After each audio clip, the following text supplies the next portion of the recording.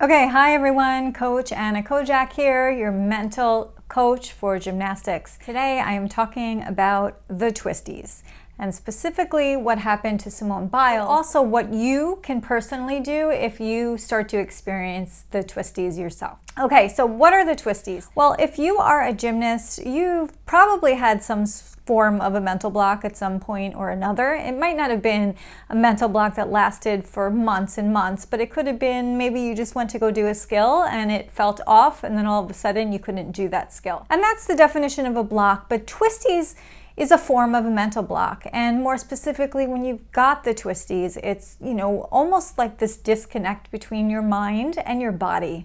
And you might be in the air trying to do a skill and all of a sudden, it's like you have no idea where you are. That spatial awareness feels like it's lost. You don't know where up is, where down is, and that's exactly what happened to Simone. She went through the prelims for the team competition, and she had some mistakes, but overall she was able to do all of her skills that she had planned to do. And then she stated that the next day in warm-ups, things were just off, and it was like she couldn't do them anymore, and she was just not trusting herself anymore. And so she was trying to do skills and they weren't coming out.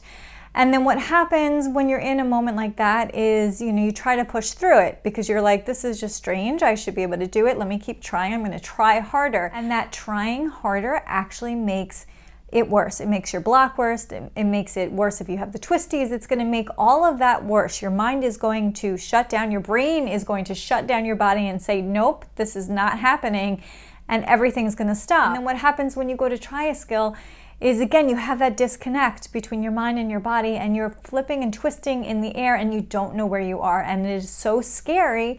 And not only is it scary, it is dangerous because you can physically land on your head because you really don't know which way's up, which way's down.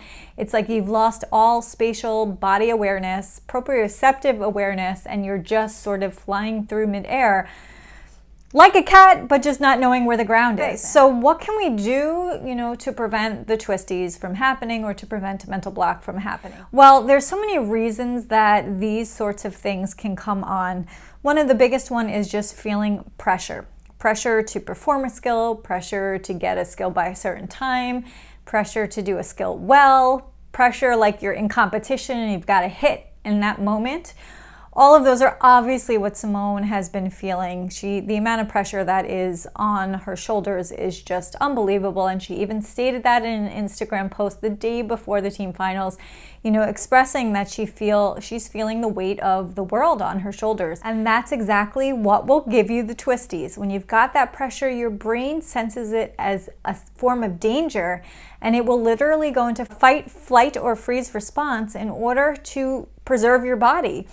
And so in this case, it's a freeze response or even a flight response, like, wanting to run away and not do the competition. Not that that's what happened to Simone. She certainly tried it and she was having that block, and that was her brain shutting her body down, saying, nope, we're not going to do it. There's too much danger here. Okay, so here's the thing though.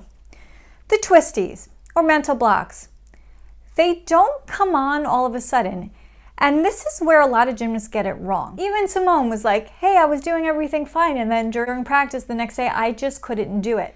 And it feels like it comes out of nowhere, but it does not come out of nowhere, you guys. And that's what I hope that you'll gain from this video. Mental blocks are something that have been building up over time. Unfortunately, what tends to happen is those little feelings that you get inside, you tend to ignore or push away. And you don't honor that. So your brain, starts to give you these signals. And when you're like, no, brain, no, not a big deal, brain. No, it's not a big deal. And you keep going, then what happens is your brain is like, yes, it is a big deal. And it puts on the brake. So along the way, maybe you went to do a skill and it felt strange, right? Like you have those days where you go to do a skill and you're like, I don't know what it is, but this back handspring on high beam, like, just feels weird today. But you're like, no big deal, I'll just do it again. And then you go to do it again and you can't. Okay, so that was a warning right there. Like, hey, this feels weird. When something feels weird, it's not, let me just push through and do it again. It's, okay, brain, what are you trying to tell me? Why is this feeling weird? What do I need to do right now to make you feel better? Because obviously things are not right now. So that's like a signal. That's a signal. It could also be like, you have a big meet coming up, or in the summer, I know you guys are up leveling, and so maybe like next week you've got to, do your skills so that you can see if you're going to make it to the next level. And that kind of testing puts so much pressure on you. And again, that's your brain going, oh my gosh, this pressure is not safe, so we're going to shut it down. So that's, a situation. So whenever you're extra stressed or you're feeling pressure, those are prime situations for when you are when your brain is going to start to flip out and say, okay, this is not safe. What happened with Simone is that this started a while back. I mean, at championships, she made a lot of uncharacteristic mistakes for her. And at trials, she made mistakes. And she made a comment at trials saying that, I think it was on beam when she fell off, where she actually started crying, and she made a comment that she just wanted to give everyone a good show. They had all come to see her and she wanted to give them a show. Talk about pressure. Right there, I mean, that was a huge amount of pressure, and that was a time, maybe even before that, but especially then, where Simone really needed to buckle down and do some mental training. She needed to find a way to get that pressure off of her and to help her brain feel safe again, because that pressure was just building and building and building, and then she came to the Olympics and we saw what happened. So the same holds for you. If you're starting to feel like, oh my gosh, I have to get this, or this is really important, or my coach needs me to get this, or my parents want me to do this, or I need to get this because I said I'm going to do it and I'm going to do it. If you feel that sort of pressure, you've got to take a step back and say, okay, what's going to happen, number one, if I don't do it? First of all, I'll still be alive, all will be well, I just won't have reached the goal, and that's okay. You have to be okay with it. The other thing too is that you've got to find ways to sort of de-stress. Meditation is amazing. That keeps you in the present moment, not thinking about the what ifs or the future, focusing in on the moment. So that's another thing you can do, is just really focus on the moment. But as it applies to the mental blocks, like I said, they don't just come out of nowhere. They always build up. What happens though is that we just don't recognize the signs as they're happening. So that funny feeling in your belly when you go to do a skill and it doesn't feel right isn't the indication that you need to push through and keep trying it. It's an indication that you need to take a step back and say, okay, what's going on here? What do I need to do today that's going to feel better, instead of trying to push through this and then not being able to do it and making things worse? Because like I said in another video, when you are going through a mental block and you keep pushing through, your brain will put on the brakes harder. Your brain is going to stop you because it knows that that's not what it wants you to do, and it's going to actually make things worse. So if you can step back instead, so let's talk about that back handspring on high beam. If you go up and you're like, oh, this doesn't feel right, you did it, and then you go to do it again, and all of a sudden you're like, I can't do this. And you try, and then you're standing there and you're trying to go and you're waiting and you can't go, but you're trying. What happens is it imprints into your brain and your neural pathways that, okay, well, this is, when I get up here on beam, this is what I'm going to do. I'm going to stand here and not go for it. So it actually makes things worse, and it makes it harder for you to overcome that. Instead, in a moment like that, what you can do is step down off the beam and say, hey, coach, things are feeling a little funny right now. I'd like to really work on, the low beam for a bit. Is that okay? And you go down to low beam and maybe you need some mats, or you go to medium beam with some mats, or you stay on high beam and you put those mats up, or you say, can I just have a spot? I know it sounds silly, but feeling a little off, it would help if I had a spot. And you see how that goes. And you do things that are just a little bit in reverse. So you're taking one step back, but you're going to go 2 steps forward. So don't worry, we're not permanently going backwards.